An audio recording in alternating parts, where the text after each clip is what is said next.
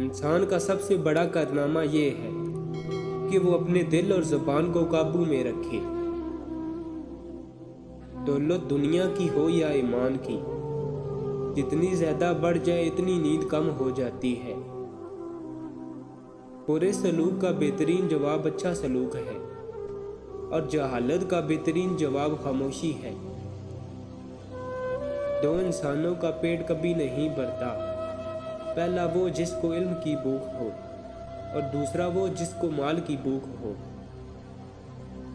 اللہ کا ہر فیصلہ عقل اور انصاف پر مبنی ہوتا ہے، اس لیے حرف شکایت کبھی لب پر نہ لاؤ۔ کلام میں نرمی اختیار کرو، کیونکہ لہجے کا اثر الفاظ سے زیادہ ہوتا ہے۔ اگر تم اس قدر نماز پڑھو کہ تمہاری کمر ٹیڑھی ہو جائے، اور اس قدر روزے رکھو کہ تمہارا بدن بہت زیادہ دبلا ہو جائے، مگر ہرگز فائدہ نہ ہوگا جب تک آرام سے پرہیز نہ کرو گے۔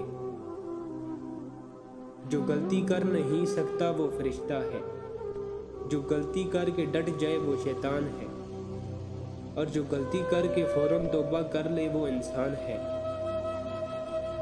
دنیا نصیب سے ملتی ہے اور آخرت محنت سے، لیکن لوگ محنت دنیا کے لیے کرتے ہیں اور آخرت کو نصیب پر چھوڑ دیتے ہیں۔ نفس وہ بھوکا کتا ہے جو انسان سے غلط کام کروانے کے لیے اس وقت تک بھونکتا رہتا ہے جب تک وہ غلط کام کروا نہ لے، اور جب انسان کوئی غلط کام کر لیتا ہے تو یہ کتا سو جاتا ہے، لیکن سونے سے پہلے انسان کے ضمیر کو جگا جاتا ہے۔ اگر رزق عقل اور دانشوری سے ملتا تو جانور اور بیوقوف بھوکے مر جاتے۔ سخت کلامی سے ریشم جیسے نرم دل بھی سخت ہو جاتے ہیں۔ حرام چیزوں اور حرام کاموں سے ہمیشہ بچتے رہو، تمہاری دعائیں قبول ہونا شروع ہو جائیں گی۔